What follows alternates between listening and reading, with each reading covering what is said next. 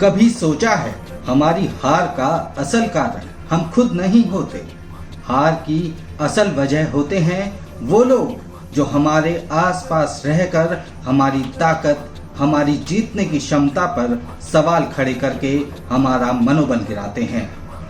और हम भी उनकी बातों में आकर अक्सर खुद को कम आंकते हैं और किसी भी काम की शुरुआत से ही दिल में ये वहम पाल लेते हैं कि हम जीत ही नहीं सकते। हम बाहरी दुनिया की सुनते हैं जो हमेशा हमसे कहती है कि तुम ये नहीं कर सकते, सफल नहीं हो सकते, ये तुम्हारे बस की बात नहीं। और हकीकत भी यही है कि हम में से कितने लोग दूसरों की बातों में आकर अपने लक्ष्य को पाने से चूक जाते हैं और कामयाबी से दूर एक औसत जीवन जीने लगते हैं। इसलिए कसम खाइए कि आज से हम उन सभी लोगों के लिए अंधे और बहरे हो जाएंगे जो कहते हैं हम जीत नहीं सकते। कामयाबी पाने के लिए अंधा और बहरा होने की जरूरत क्यों है, ये मैं आपको एक छोटी सी कहानी से समझाना चाहता हूँ। ये कहानी एक तालाब और उसमें रहने वाले मेंढकों की है। उस तालाब के बीचों बीच एक बड़ा सा लोहे का खंबा था। एक दिन तालाब में मेंढकों ने तय किया कि इस खंबे पर चढ़ने के लिए रेस लगाई जाए।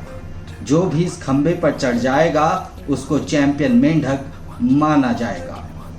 रेस का दिन तय किया गया। रेस के दिन चैंपियनशिप में भाग लेने के लिए कई मेंढक जमा हुए। दूसरे तालाब से भी कई मेंढक रेस में हिस्सा लेने के लिए पहुंचे और हिस्सा लेने वालों से ज्यादा भीड़ उन मेंढकों की थी जो रेस देखने आए हुए थे। रेस के शुरू होते ही चारों ओर शोर ही शोर था। सब उस लोहे के बड़े से खंबे को देखकर कहने लगे, अरे इस पर चढ़ना नामुमकिन है, इसे तो कोई भी नहीं कर पाएगा। इस खंबे की चोटी तक पहुंचना मुश्किल है, कभी कोई ये रेस पूरी नहीं कर पाएगा। और ऐसा हो भी रहा था। जो भी मेंढक खंबे पर चढ़ने का प्रयास करता वो खंबे के चिकने और ऊंचा होने की वजह से थोड़ा ऊपर जाकर नीचे फिसल जाता। बार बार कोशिश करने के बाद भी मेंढक खंबे की चोटी को छुपाने में असफल हो रहे थे। कुछ ही देर में कई मेंढक हार मान गए और कई ने गिरने के बाद अपनी कोशिश जारी रखी हुई थी। लेकिन जो मेंढक तमाशबीन बनकर आए थे वो लगातार बार बार यही बोल रहे थे कि खंबे पर चढ़ना किसी के बस की बात नहीं, ये असंभव है, कोई इतने ऊंचे खंबे पर चढ़ ही नहीं सकता। उनकी बात सुनकर कई मेंढक हार मान बैठे थे और उन्होंने कोशिश करना छोड़ दिया था।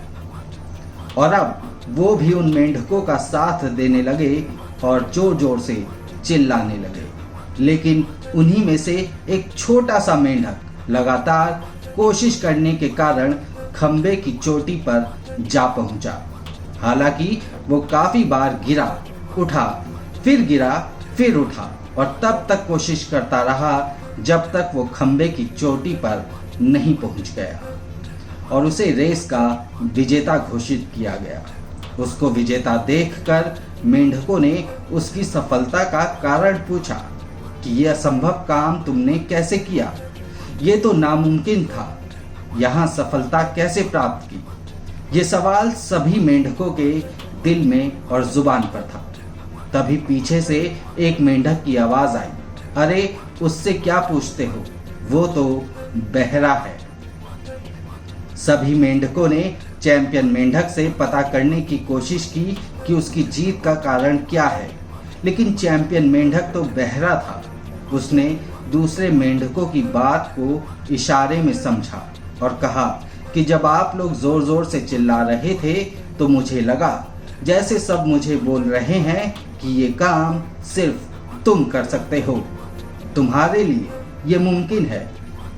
और इन्हीं शब्दों ने मुझे जीत दिलाई। तो समझ गए ना आप कि हमें रोकने और टोकने वाले सैकड़ों लोग हमारे आसपास मंडराते रहते हैं, तो क्या उनके लिए, उनकी इच्छा पूर्ति के लिए हम खुद को जिंदगी की रेस में हरा दें?